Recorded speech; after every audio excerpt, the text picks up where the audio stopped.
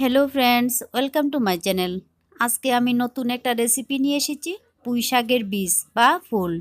এই পুঁই শাকের বীজ বা ফুল রান্না করা খুবই সহজ এবং খেতেও খুব ভালো লাগে।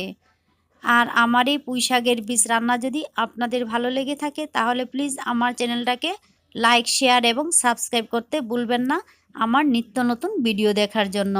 তাহলে দেখে নিই পুঁই শাকের বীজ কীভাবে রান্না করা হয়। এইখানে আমি নিয়েছি পুঁই শাকের বীজ বা ফুল, যে যাই বলুন না কেন এটা কিন্তু অনেকেই জানেন না কিভাবে খেতে হয়। আজকে আমি রান্না করব শুটকি দিয়ে। যারা শুটকি খেতে পছন্দ করেন তাদের কাছে খুব ভালো লাগবে, আর যারা শুটকি খান না তারা পুস্ত বা শস্য দিয়ে রান্না করতে পারেন। আমি আজকে রান্না করব শুটকি দিয়ে। এই পুঁই শাকের বীজটিকে আমি ভালোভাবে ধুয়ে ছোটো ছোটো করে কেটে নেব। আর এখানে আমি নিয়েছি দুইটা আলুটিকে আমি ছোটো ছোটো টুকরা করে কেটে নিয়েছি। আর যা যা লাগবে তা আমি রান্নার সময় দেখিয়ে দেব। আমি একটা কড়াই বসিয়েছি, কড়াইয়ের মধ্যে 3 চামচের মতো তেল দিয়েছি। তেলটা গরম হয়ে গেছে। এখন এই তেলের মধ্যেই কেটে রাখা শুটকিগুলি ভেজে নেব। আমি এখানে চন্দনা শুটকি নিয়েছি। যে কোনো ধরনের শুটকি দিয়ে এই তরকারিটা রান্না করতে পারেন। শুটকিটিকে ছোটো ছোটো টুকরা করে ভালোভাবে ধুয়ে নিয়েছি। এখন শুটকিটিকে একটু ভেজে নেব। এর মধ্যে সামান্য একটু হলুদ দেব, তাহলে শুটকির কালারটা খুব সুন্দর দেখাবে। শুটকিটা আমার ভাজা হয়ে গেছে, এখন আমি নামিয়ে নেব। এই তেলের মধ্যেই আমি একটা পেঁয়াজ কুচি করে কেটে নিয়েছি, পেঁয়াজটা আমি দিয়ে দেব। পেঁয়াজটিকে হালকা একটু ভেজে নেব। পেঁয়াজটি মোটামুটি ভাজা হয়ে গেলে এখন আমি এর মধ্যে দুইটা আলু টুকরা টুকরা করে কেটে নিয়েছি, আলুগুলি দিয়ে দেব।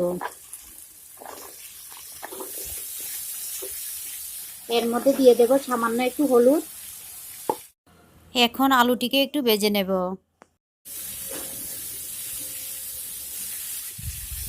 আলুটিও আমার মোটামুটি ভাজা হয়ে গেছে। এখন আমি এর মধ্যে দিয়ে দেব পুঁই শাকের বীজ।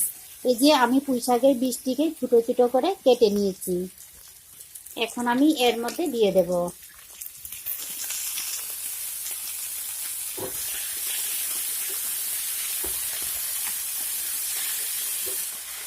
এর মধ্যে দিয়ে দেব 1 চামচ রসুন বাটা, 1 চামচ কাঁচা লঙ্কা বাটা, হাফ চা চামচ মরিচের গুঁড়া। যে যেমন জাল পছন্দ করেন সেইভাবে বাড়িয়ে কমিয়ে দিয়ে দেবেন। হাফ চামচ হলুদের গুঁড়া, স্বাদ মতো লবণ দেব। এখন আমি মশলাটিকে সবজির সঙ্গে মিশিয়ে নেব। মেশানো হয়ে গেছে। এখন আমি আঁচটা কমিয়ে 5 থেকে 6 মিনিট ডেকে এই সবজিটা আমি রান্না করব। 5 থেকে 6 মিনিট হয়ে গেছে, এখন আমি ঢাকনাটা সরিয়ে নেব।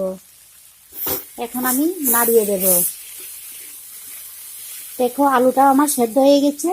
আমি 5 থেকে 6 মিনিট ডেকে সবজিটা আমি রান্না করেছি। এখন আমি এর মধ্যে ভেজে রাখা শুটকিগুলি দিয়ে দেব। শুটকিটিকেও আমি সবজির সঙ্গে মিশিয়ে নেব। এখন এর মধ্যে দিয়ে দেব জুলের পরিমাণটা একটু কম দেব, বেশি জুল হলে খেতে ভালো লাগবে না। জুলটা আমি দিয়ে দিয়েছি। এখন আমি জুলটা 1 মিনিটের মতো ফুটতে দেব। 1 মিনিটের মতো জুলটা আমি ফুটিয়ে নিয়েছি। দেখো মাখা মাখা হয়ে গেছে। এখন আমি কয়েকটা আলু ভেঙে দেব। হাতা দিয়ে চাপিয়ে একটু আলুটিকে ভেঙে দিলে তরকারিটা খেতে ভালো লাগবে আর একটু মাখা মাখা হবে। 4-5টা টুকরা আমি হাতা দিয়ে চাপিয়ে একটু ভেঙে দিয়েছি।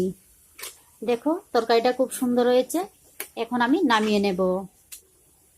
আমার এই তরকারি যদি আপনাদের ভালো লেগে থাকে তাহলে প্লিজ আমার চ্যানেলটাকে লাইক, শেয়ার এবং সাবস্ক্রাইব করতে ভুলবেন না। আপনারা ভালো থাকবেন, সুস্থ থাকবেন আর আমার নিত্য নতুন ভিডিওগুলি দেখবেন।